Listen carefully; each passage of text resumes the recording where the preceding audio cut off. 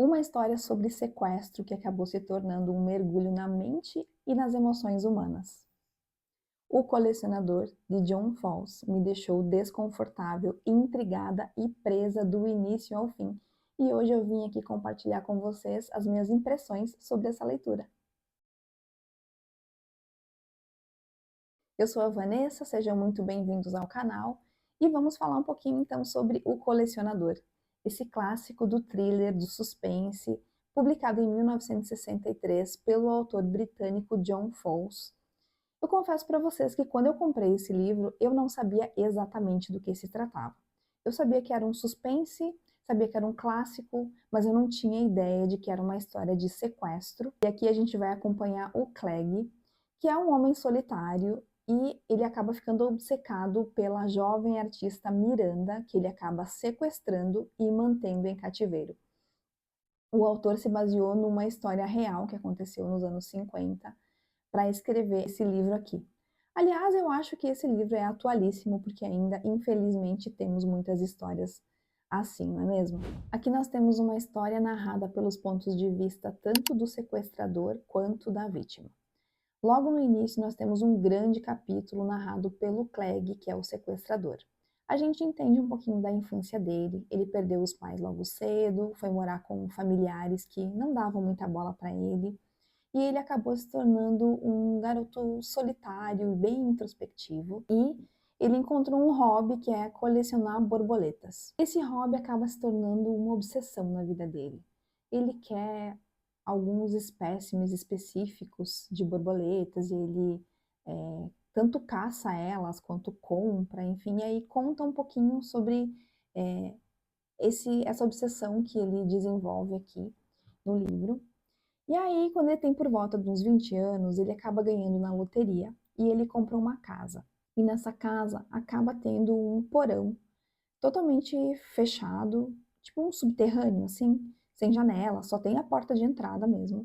E ele acaba equipando esse lugar para ser um cativeiro, como de fato vai se tornar na história. Como ele já está de olho na Miranda, uma estudante de arte que ele admira muito, ele acha ela muito bonita, muito rara, como se fosse uma borboleta muito especial. Então ele acaba querendo ter contato com ela. Só que ao invés de ele chamar e conversar com ela, ele tem a brilhante ideia de sequestrá-la. Então ele organiza lá todo o local para recebê-la, compra livros de arte, compra roupas que ele acha que ela vai gostar, faz uma pequena cozinha e organiza o lugar para receber ela ali. Então a gente vai, dentro dos pensamentos dele, observando o quão obcecado ele fica por essa situação, e ele vai se convencendo de que isso é a coisa certa a fazer. E aí a gente acompanha ele falando assim, não, porque se não for dessa forma, ela nunca vai dar bola para mim, então o único jeito que eu tenho de fazer ela me conhecer melhor é fazendo com que ela fique um tempo aqui comigo. Então ele começa a seguir ela para verificar, né, onde ela vai, os horários e tudo mais, e em uma oportunidade, então ele consegue de fato sequestrá-la.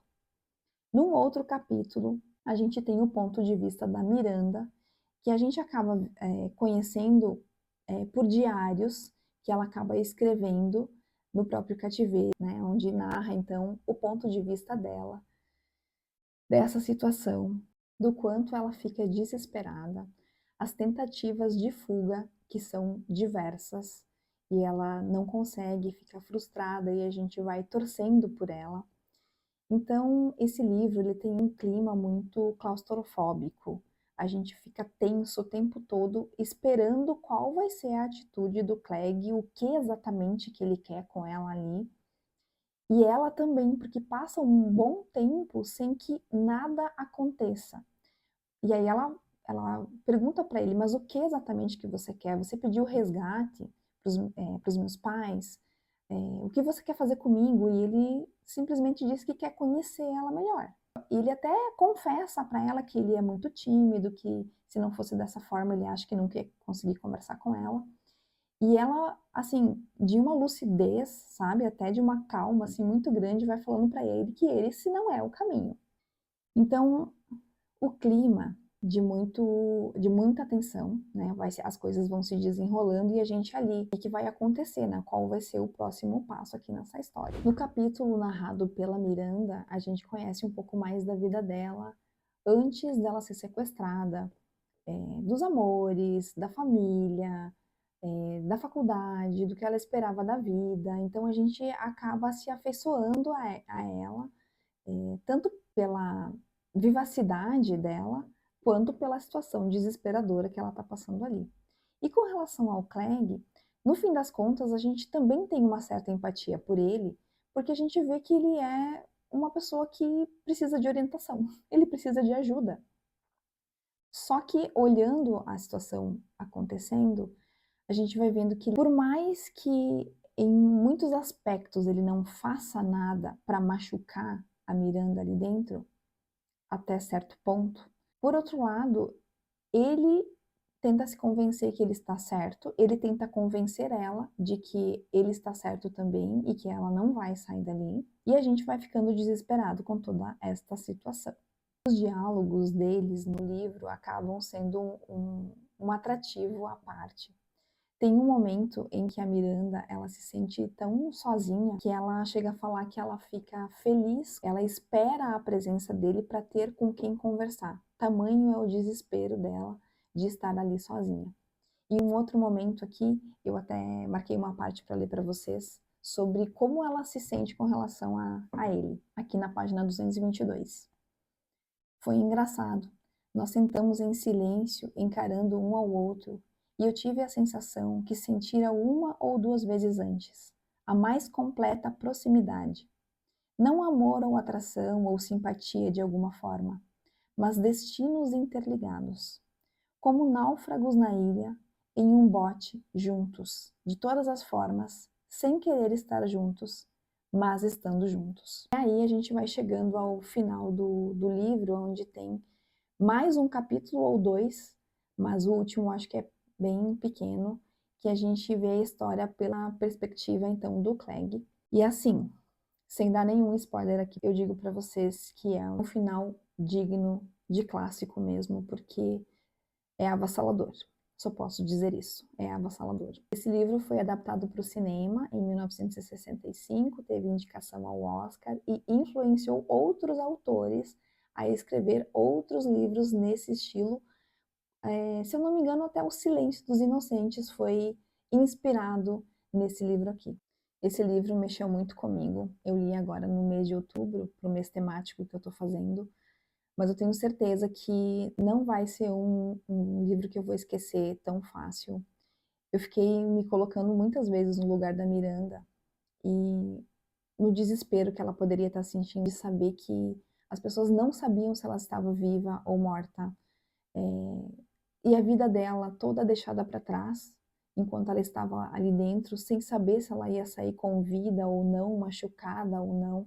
Então foi bastante desesperador nesse sentido. E eu confesso para vocês que eu também me coloquei no lugar do Clegg, porque ele desperta esse sentimento de empatia na gente. Talvez se tivesse alguém com quem ele pudesse conversar, um olhar da família para esse menino que não foi cuidado, não foi olhado, tudo isso não aconteceria. E talvez aconteceria do mesmo jeito, porque às vezes as coisas acontecem mesmo com todos os cuidados possíveis. Eu fiquei pensando no quão atual esse livro ainda é. Em quantas pessoas estão por aí, perdidas, sozinhas, pensando em fazer maldades.